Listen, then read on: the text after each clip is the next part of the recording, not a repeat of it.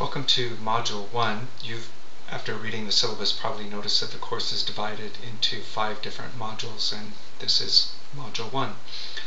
In Module 1, you'll be looking at material for Chapters 1 and 2. Chapter 1 is an introduction that includes information about why take a research methods course, definitions of communication, which you've likely discussed in other courses, but here maybe we'll have a more focused definition of communication that is likely relevant to the different concentration areas that you're interested in. We'll also talk about the relationship between theory and method. So theory is something that you discussed in COMM 306 and the definition of theory, and here what we're going to talk about is the relationship between theory and method. And so how are the two used to develop theory, to develop method?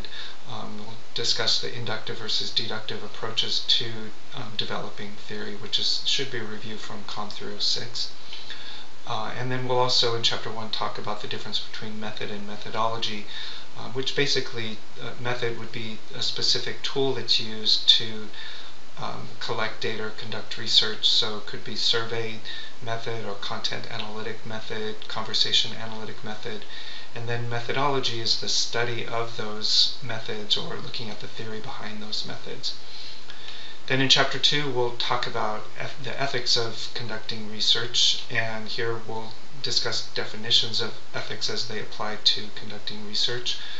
We'll talk about the role of the Institutional Review Board, or the IRB, which is a committee or governing board that every institution has that looks at the research that faculty and students want to conduct to make sure that it's ethical. We'll also talk about the treatment of human participants, so making sure that anybody who's participating in research is fully aware of what they're involved in if they agree to become a participant.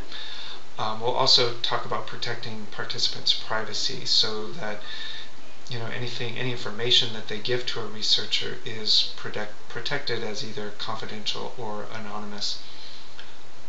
Some of the things that you need to complete in Module 1 are first to read Chapters 1 and 2, view the video material that's within Module 1, answer one of the discussion questions for Module 1, and then complete and upload your visual introduction.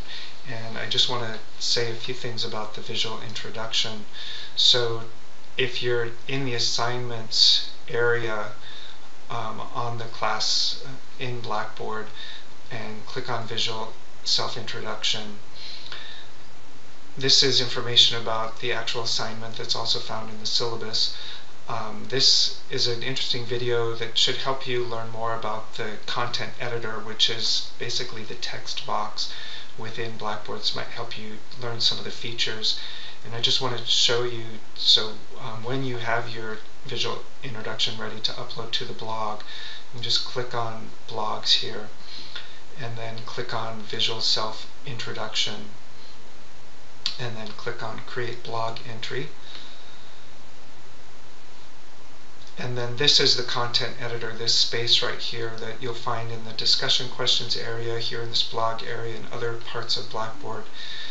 And that video that I showed you earlier will tell you about these tools, but just to mention a couple, if you click on this icon here, the red dot on the lower left side, this will actually record from a webcam, so you can directly record video and it'll upload right into Blackboard. You can also, if you have other videos, click on this mashups icon, and here you can upload YouTube videos or Flickr photo files. And then if you want to embed anything like a video or anything else on the web, just click on this HTML box, and it will a box will pop up where you can put the embed code right there. Then after you complete whatever you want to enter, just click Post Entry.